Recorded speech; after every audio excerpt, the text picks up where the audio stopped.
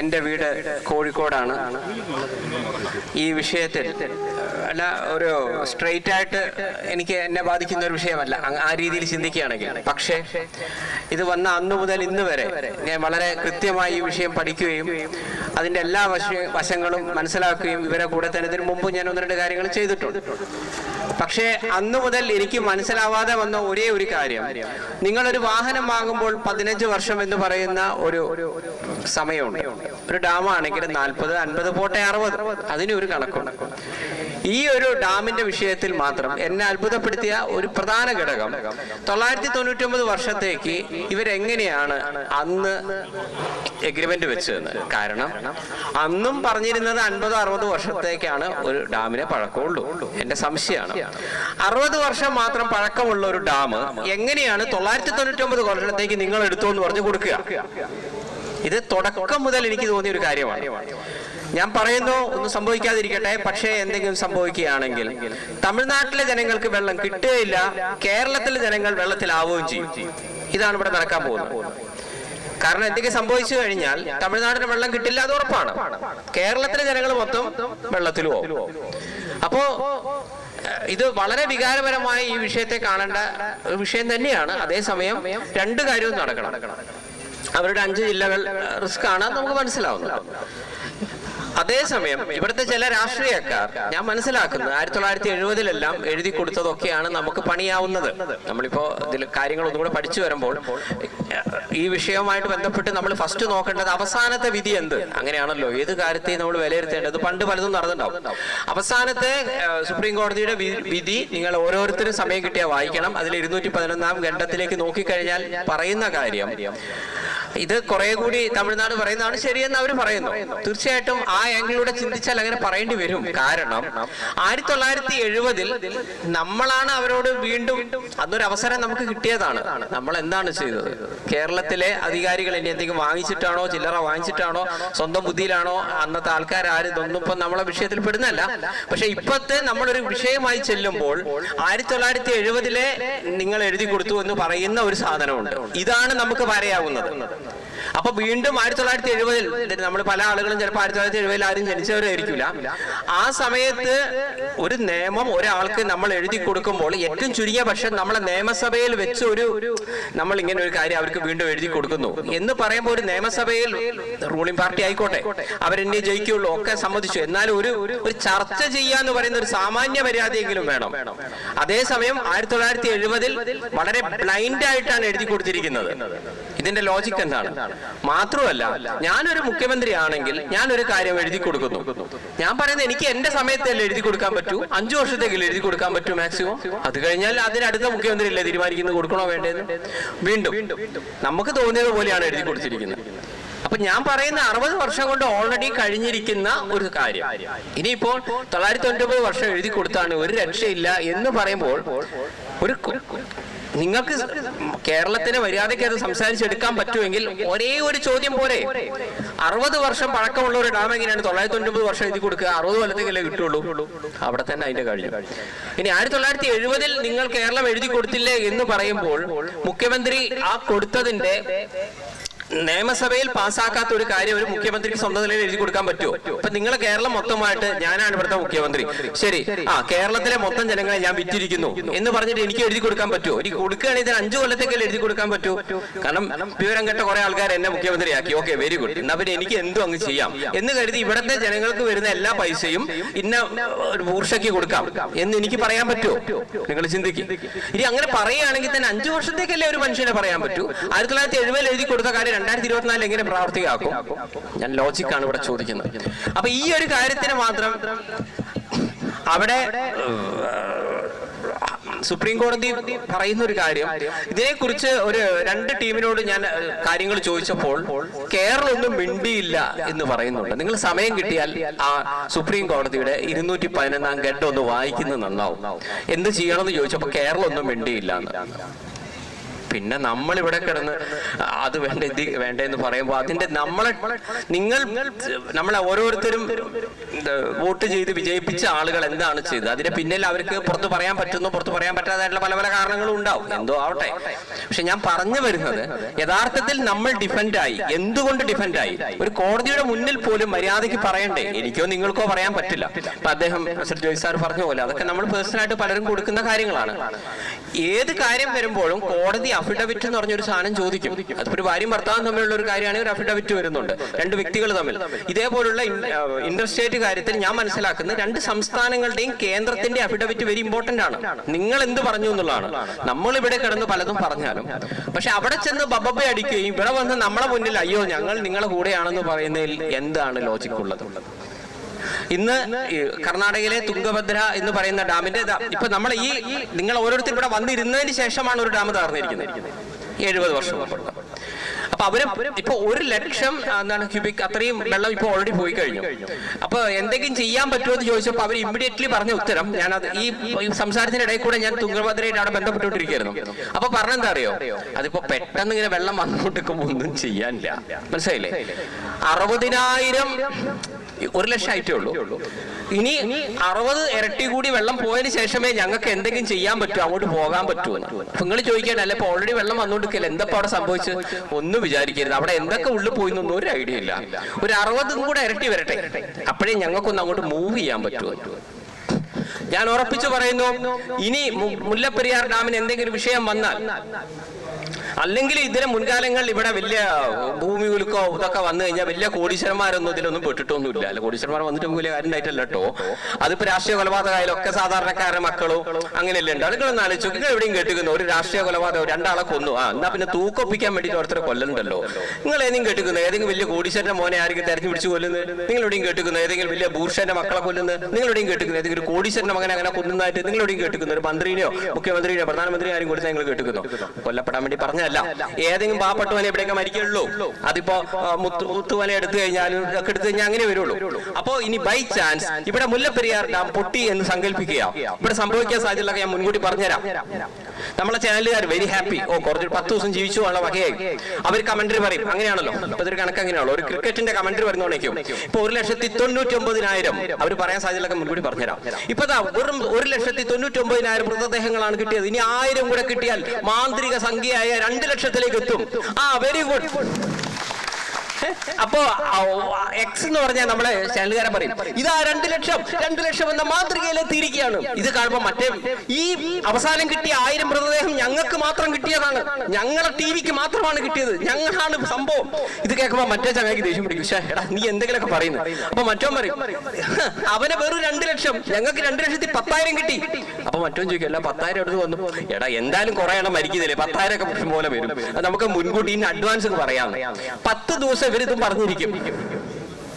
പിന്നെ കുറച്ച് ചാരിറ്റി പിരിവുകാർ ജനങ്ങളെ നിങ്ങൾ കയ്യിൽ മനസ്സിലാക്കണം, 2 ലക്ഷം ആൾക്കാരാണ് മരിച്ചത്, നിങ്ങളെ കയ്യിലുള്ള പൈസ ഉടനെ കിട്ടുക കേട്ടോ, എങ്ങനെയെങ്കിലും ഞാൻ ജീവിച്ച് കഞ്ഞുടിച്ച് പോട്ടെ എന്ന് പറഞ്ഞിട്ട് അവിടുത്തെ ജനങ്ങളെ രക്ഷിക്കണം, മണ്ണിലടിയിലുള്ളവനെ രക്ഷിക്കണം എന്ന് പറഞ്ഞിട്ട് അങ്ങനെ കുറച്ച് ചാരിറ്റി പിരിവ് നടക്കും. ഇവിടെ നടക്കാൻ സാധ്യതയില്ല ഞാൻ പറയുന്നത്. ഇനി സംസ്ഥാനം പറയാൻ സാധ്യതയുള്ളത്, മുല്ലപ്പെരിയാർ പൊട്ടുമെന്ന് ഇന്നേ വരെ ആരും പറഞ്ഞിട്ടില്ല. സത്യം പറഞ്ഞാൽ ഞങ്ങൾക്ക് അറിയില്ലായിരുന്നു. അല്ലെങ്കിൽ കേന്ദ്രം പറയണ്ടേ? നമ്മളോട് പറയും കേന്ദ്രം പറയണമായിരുന്നു. കേന്ദ്രം എന്താണ് പറഞ്ഞത്? തുടർച്ചയായിട്ട് മഴയുണ്ട്, ഒന്ന് ശ്രദ്ധിക്ക്, മുല്ലപ്പെരിയാർ പൊട്ടെന്ന് പറഞ്ഞോ, ഉടനെ എല്ലാവരും മൈക്ക് കൊണ്ട് കേന്ദ്രത്തിനടുത്ത് പോയി. കേന്ദ്രം അത് പിന്നെ തുടർച്ചയായിട്ട് മഴ പെയ്തപ്പോ ഞങ്ങൾ കൃത്യമായിട്ട് ഇവന്മാരോട് പറഞ്ഞതാ, എടാ പലതും പൊട്ടും, മുല്ലപ്പെരിയാർ എന്ന് പറഞ്ഞില്ല, അത് അവർ ഊഹിച്ചെടുക്കണ്ടേ. ഇത് ഞങ്ങളെ തെറ്റല്ല, അത് കേരളത്തിന്റെ തെറ്റാണ്. കേരളം പറയുന്നത് കേന്ദ്രത്തിന്റെ തെറ്റാണ്.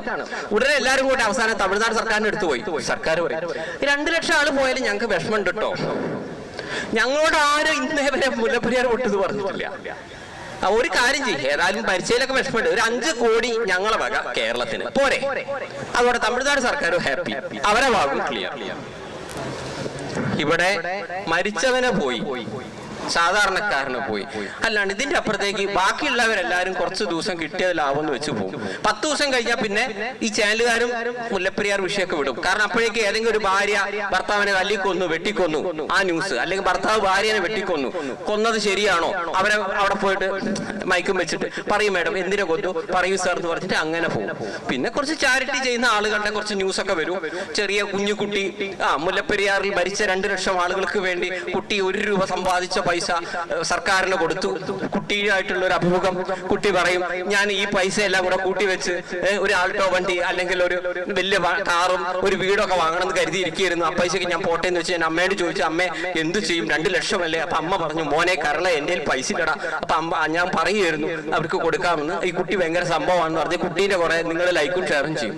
പിന്നെ കുറെ യൂട്യൂബ് ബ്ലോഗേഴ്സ് പറയും, പണ്ട് എറണാകുളം എന്ന് പറഞ്ഞ ഒരു സിറ്റി ഉണ്ടായിരുന്നു കേട്ടോ, ഞാൻ മുല്ലപ്പെരിയാർ പൊട്ടുന്നേരം തൊട്ടും പെടുത്ത എല്ലാവരും പ്ലീസ് ലൈക്ക് ആൻഡ് ഷെയർ എന്ന് പറഞ്ഞിട്ട് എറണാകുളം ഇങ്ങനെ ആയിരുന്നല്ലേ എന്ന് പറഞ്ഞിട്ട് നിങ്ങൾ കുറെ ലൈക്കും ഷെയറും ചെയ്യും. നഷ്ടപ്പെടുവാൻ ആ മരിച്ചവനെ പോയി. ചിലപ്പോൾ സർക്കാർ എന്തും ചെയ്യുമല്ലോ എന്നൊക്കെയുള്ള പിന്നീടുള്ള വിഷയമാണ്. അതോടൊപ്പം ജീവൻ മാത്രമല്ലല്ലോ, നമ്മളുടെ സ്വത്തായാലും ഇതെല്ലാം പോകും. ഒരു കാര്യം കഴിഞ്ഞതിന് ശേഷം പറഞ്ഞിട്ട് ഒരു കാര്യമില്ല. എന്തെങ്കിലും ചെയ്യണമെങ്കിൽ ഇപ്പൊ ചെയ്യാം. ഡീകമ്മീഷൻ എന്നതിൽ തന്നെ എല്ലാവരും ഉറച്ചു നിൽക്കണം എന്നാണ് എനിക്ക് പറയാനുള്ളത്. അതോടൊപ്പം ഞാൻ പറയുന്നത് ശരിക്കും ഒരു മാസ് പെറ്റീഷൻ കൊടുക്കുന്നതിനെ കുറിച്ച് നമ്മൾ ഇനിയിപ്പോ കൂടുതൽ ഇതിനെക്കുറിച്ചും എന്ത് ഒരു വിഷയം ആര് ചെയ്തു എന്തിനെ കുറിച്ചൊന്നും ഇനി പറയണ്ട. നമ്മൾ എന്റെ അഭിപ്രായത്തിൽ ഒരു രാഷ്ട്രീയ പാർട്ടിയോ ഒരു നേതാവിനെയോ അല്ലെങ്കിൽ നമ്മുടെ നാട് സർക്കാരിനെ ആരും പറയണ്ട. അവരുടെ പെർസെപ്ഷനിൽ അവരും നമ്മുടെ പെർസെപ്ഷനിൽ നമ്മളും പറയുന്നു. ഒരു കാര്യം സമ്മതിച്ചേ പറ്റൂ, അവർക്ക് അവരുടെ സംസ്ഥാനത്തിനോട് ഒരു സ്നേഹമുണ്ട്. നമ്മൾ എൻഡ് ഓഫ് ദ ഡേ ആ ഒരു കാര്യം പറഞ്ഞേ പറ്റൂ. അവർ ഏത് ജാതിയായാലും ഏത് മതമായാലും ഏത് രാഷ്ട്രീയക്കാരനായാലും അവരുടെ സംസ്ഥാനത്തിനോട് അവർക്കൊരു സ്നേഹമുണ്ട്. അത് അവരെല്ലാവരും ഒരൊറ്റ കെട്ടാണ്. ആ ഒരു കാര്യത്തിൽ നമ്മൾ സമ്മതിച്ചേ പറ്റും. നമ്മളിവിടുത്തെ ടീമാണെങ്കിൽ ഒരു കാര്യം പറയണമെങ്കിൽ പറഞ്ഞവന്റെ ജാതി മതവും ഈ പറഞ്ഞവൻ എന്താണ്, അല്ലെങ്കിൽ ഇങ്ങനെ പറഞ്ഞാൽ എന്ത് കിട്ടൂ, അല്ലെങ്കിൽ ആരെങ്കിലും ഒരു 10 രൂപ കൊടുക്കാറുണ്ടെങ്കിൽ ശരി എന്ത് മുല്ലപ്പെരിയാർ ചോദിക്കൂ, 2 ദിവസം കത്തി കയറും, ഇമാതിരി ടീമാണ് മുമ്പുള്ളത്. പക്ഷെ അവരെ കേസ് അങ്ങനെയല്ല. അവരെല്ലാവരും ഒരേ മനസ്സിൽ നിൽക്കുന്നവരാണ്. അതുകൊണ്ട് നമുക്ക് ചെയ്യാവുന്ന കാര്യം ഒരു മാസ് പെറ്റീഷൻ കൊടുക്കുന്നതിനെ കുറിച്ച് എന്താണ് നിങ്ങളുടെ അഭിപ്രായം? അത് ഞാൻ പറയുന്നത് കേന്ദ്രത്തിന് കൊടുക്കുക. കാരണം ഇതൊക്കെ ഇന്റർസ്റ്റേറ്റ് സംവിധാനങ്ങളാണ്. ഒരു മാസ് പെറ്റീഷൻ ചെയ്തിട്ട് നിങ്ങൾ കേരളത്തിനോ തമിഴ്നാടിനോ കൊടുത്തിട്ട് കാര്യമില്ല. രണ്ടുപേർക്കും അവരുടേതായിട്ടുള്ള ന്യായങ്ങളുണ്ട്. അപ്പൊ നമുക്ക് ചെയ്യാവുന്നത് ഒരു മാസ് പെറ്റീഷൻ കൊടുത്താലോ കേന്ദ്രത്തിന്, അല്ല അറ്റ്ലീസ്റ്റ് ഇതെല്ലാം ഒരു ചരിത്രത്തിന്റെ ഭാഗമാണ്. ഇന്നിപ്പോ നമ്മൾ നിൽക്കുന്ന ഇവിടെ പലർക്കും തോന്നുന്നു ഇതുകൊണ്ട് എന്തെങ്കിലും കാര്യമുണ്ടോ. ഞാൻ പറയുന്നു, എന്തെങ്കിലും ഒരു സംഭവം വരികയാണെങ്കിൽ ഇപ്പൊ നമ്മൾ ഈ ചെയ്തതൊക്കെ ഭാവിയിൽ അത് ചർച്ച ചെയ്യപ്പെടും. അവർ അന്നേ അങ്ങനെ പറഞ്ഞിരുന്നു, പല ആളുകൾ അതിനെക്കുറിച്ച് കൃത്യമായി പറഞ്ഞിട്ടുണ്ട്. പക്ഷെ ആരൊന്നും ചെയ്തില്ല എന്ന് പറയുമ്പോൾ ഇതൊക്കെ ഒരു ചരിത്രത്തിന്റെ ഭാഗം തന്നെയാണ്. അതുകൊണ്ട് ഒരു മാസ് പെറ്റീഷൻ കൊടുത്താലും ഞാൻ എൻ്റെ ഒരു താല്പര്യം ചോദിച്ചെന്നുള്ളൂ. ചെയ്തിട്ടുണ്ട്, ഒരു മാസ് പെറ്റീഷൻ ചെയ്തിട്ടുണ്ട്. അങ്ങനെയാണെങ്കിൽ അതാത് സ്ഥലത്തുള്ള ആളുകൾ നമുക്കൊരു അവിടെയുള്ള ആളുകളെ കൊണ്ട് നമുക്കൊരു മാസ് പെറ്റീഷൻ ഉണ്ടാക്കി, അതായത് നമ്മൾ ആരെയും കുറ്റം പറയണ്ട. ഞാൻ പറയുന്നു, നിങ്ങൾ പ്രതിപക്ഷത്തെയോ ഭരണപക്ഷത്തെയോ കേന്ദ്രത്തെയോ സംസ്ഥാനത്തെയോ കുറ്റം പറയണ്ട. നമ്മളെ വിഷയമേ അതല്ല. നമ്മളെ വിഷയം എന്താണ്? ഡീകമ്മീഷൻ ചെയ്യുക. അങ്ങനെ വരുമ്പോൾ മറ്റോനെ വെള്ളം കിട്ടുക, അത് നമ്മളെ വിഷയത്തിൽ പെടുത്തതല്ല. അത് അവരാണ് തീരുമാനിക്കേണ്ടത്. ഡീകമ്മീഷൻ ചെയ്യുമ്പോൾ എന്ത് സംഭവിക്കണം, എങ്ങനെ ചെയ്യണം എന്നുള്ളത് നിങ്ങളോ ഞാനോ അല്ല പറയേണ്ടത്. അത് അവരാണ് പറയേണ്ടത്. നിങ്ങൾ ചിന്തിച്ചു നോക്ക്. നമുക്ക് പറയാനുള്ളത് എന്താണ്? ഇത് ഞങ്ങളുടെ ജീവനും സ്വത്തിനും ഭീഷണിയാണ്, ഡീകമ്മീഷൻ ചെയ്തിരിക്കണം. പിന്നെ അവർക്ക് വെള്ളം കൊടുക്കുന്നതൊക്കെ അത് അവര് തമ്മിൽ തീരുമാനിക്കേണ്ട കാര്യമാണ്. എനിക്ക് തോന്നുന്നു ഒന്നത്. പിന്നെ നമുക്ക് എന്തെങ്കിലും ഒരു മുദ്രാവാക്യം, അല്ല ഇതുവരെ എങ്ങനെ വല്ല മുദ്രാവാക്യം ഉണ്ടോ? എന്നോട് പറഞ്ഞ ഡീകമ്മീഷൻ എന്നുള്ളത് മാത്രമേ പറയുള്ളൂ. അപ്പൊ ഞാനിങ്ങനെ വെറുതെ ഒരു മുദ്രാവാക്യം പറഞ്ഞു നോക്കുകയാണ്. നമ്മളെ അങ്ങനെ ഒരു ഇഷ്യൂ വരികയും നമ്മളെല്ലാവരും അതിന്റെ മുന്നിൽ നിന്ന്, എന്തായാലും എനിക്ക് നിങ്ങളോട് പറയാണ്ട് ഞാനുണ്ട് കൂടെ. ഓക്കെ, അപ്പൊ കേരളം എന്നൊരു സംസ്ഥാനത്തില് ഇടുക്കി എന്നൊരു ജില്ലയില്, കേരളം എന്നൊരു സംസ്ഥാനത്തില് ഇടുക്കി എന്നൊരു ജില്ലയില് മുല്ലപ്പെരിയാർ എന്നൊരു ഡാമിൽ ഡീകമ്മീഷൻ ചെയ്യൂ സർക്കാരെ. ബാക്കി അങ്ങനെ പലതും പോവാ. എനിക്കിപ്പോ പെട്ടെന്ന് തോന്നി അങ്ങനെ പറഞ്ഞതേ ഉള്ളൂ.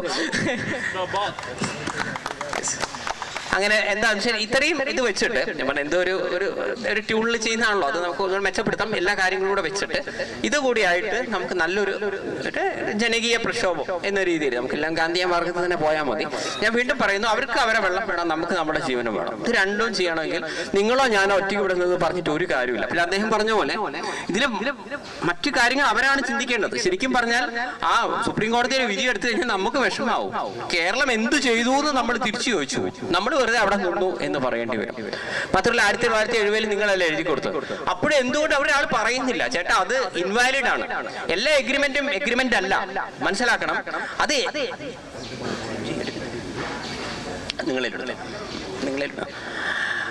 എല്ലാ എഗ്രിമെന്റും എഗ്രിമെന്റ് അല്ല, കാരണം അത് വാലിഡ് അല്ല എന്ന് നമ്മളല്ലേ പറയേണ്ടത്. അത് നിയമസഭയിൽ വന്നിട്ടില്ല, നിയമസഭയിൽ വരാത്ത ഒരു ഇത് എങ്ങനെയാണ് എഗ്രിമെന്റ് ആവുന്നത്?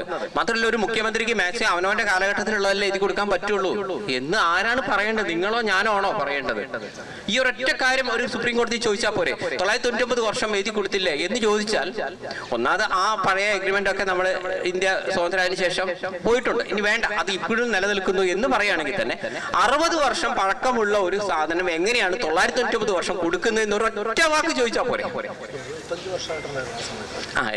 അന്ന് 75 വർഷം ഉണ്ടെന്ന് പറയുന്നു. ശരി, 75 വർഷം. ഞാൻ പറയുന്നത്, ഞാൻ ഒരു കാറ് വാങ്ങിച്ച ഒരാൾക്ക് നിങ്ങൾ ഉപയോഗിച്ചോ എന്ന് പറയുമ്പോൾ 15 വർഷമേ ഇവിടെ സർക്കാർ ഒരു കാറിന് കൊടുക്കുന്നുള്ളെങ്കിൽ ഞാൻ എങ്ങനെയാണ് ഒരാൾക്ക് 150 വർഷം കൊണ്ട് എഴുതി കൊടുക്കുക? അങ്ങനെ എഴുതി കൊടുത്താൽ തന്നെ 15 വർഷം കഴിഞ്ഞാൽ ഇൻവാലിഡ് അല്ലേ എന്നാണ് എന്റെ ചോദ്യം. അപ്പൊ ഇനിയെങ്കിലും നമ്മൾ, അതായത് ഞാൻ മനസ്സിലാക്കുന്ന ആ വിധി നിങ്ങൾ സമയം കിട്ടിയെങ്കിൽ ഒന്ന് വായിക്കുക. 211 ഖണ്ഡം വെറുതെ വായിച്ചാൽ നിങ്ങൾക്ക് മനസ്സിലാവും കേരളം ഇക്കാര്യത്തിൽ ഒന്നും ചെയ്തിട്ടില്ല. മാത്രമല്ല നെഗറ്റീവായ പല കാര്യങ്ങളും ഉണ്ടായിട്ടുമുണ്ട്. ഇതാണ് നമ്മൾ ശരിക്കും ബുദ്ധിമുട്ടുന്നത്. എനിവേ, നമ്മൾ ആരെയും കുറ്റം പറയണ്ട. ഇനി നമുക്ക് ചെയ്യാവുന്ന കാര്യം ഡീകമ്മീഷൻ എന്ന് പറഞ്ഞതിൽ സാധാരണ ജനങ്ങൾ ഉറച്ചു നിൽക്കുക. ഇക്കാര്യത്തിൽ ജാതി മതവും രാഷ്ട്രീയം നോക്കാതെ ഇനിയെങ്കിലും ചെയ്താൽ നമുക്ക് കൊള്ളാം.